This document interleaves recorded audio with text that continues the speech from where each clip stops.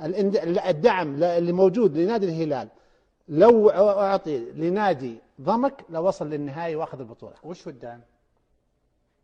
أنت ما شايف الدعم الحين؟ أنا أبغى عشان الجمهور واحد. الجمهور عارفينه. لا معليش. لا ما يحتاج. برنامج خالد، احنا برنامج لما اسالك معليش وتقول معلومه ابغاك تجاوب عليها.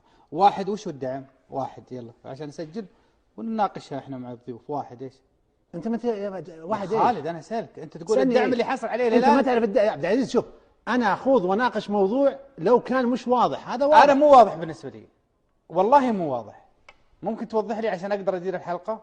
كيف اوضح لك؟ وضح لي الدعم اللي لو ضمك جاه الدعم هذا اخذ كاس اسيا. احنا نبغى ضمك ياخذ كاس اسيا. واحد وش واحد؟ الدعم وش هو؟ انت ما انت شايف الدعم؟ لا يا اخي سؤالي واضح. انا ما راح اجاوب على السؤال هذا. سؤالي صعب. انا ما راح اجاوب على السؤال هذا. صعب؟ لا مو صعب. انا ما راح اجاوب لانه المعروف لا يعرف. لا معلش ممكن لا انا اعرف انك تعرف يا عبد العزيز. والله ما اعرف. لا تحلف. اقسم بالله العلي العظيم ما اعرف. تؤمن بالله؟ صدقتك بالله. انا ما راح اجاوب. ليش؟ بس اذا معلومتك من راسك. معلومتي من راسي. خلاص ما يعني انت ما يعني لانها ما عجبتك صارت من لا راسي. يعني لو ما عجبتني ما ابغى اناقشها انا بس. كيف ما تبغى تناقشها؟ نفس حقوقي انا اناقش موضوع انت انا ما طرحته، انا رديت على كلام انت قالوا. قلت معلومه خطيره، قلت لو الهلال حصل على دعم. لا مش الهلال، لو ضمك حصل على نفس الدعم اخذ بطوله اسيا. ممكن نعرف الدعم هذا شو هو؟ بس سؤالي واضح في شيء؟ سؤالي معقد؟ لا مش معقد. جاوب. يعني سؤالي معروف خالد.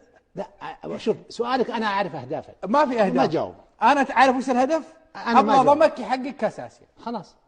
واحد. جاوبهم انت. ما تعرف كيف ما تعرف.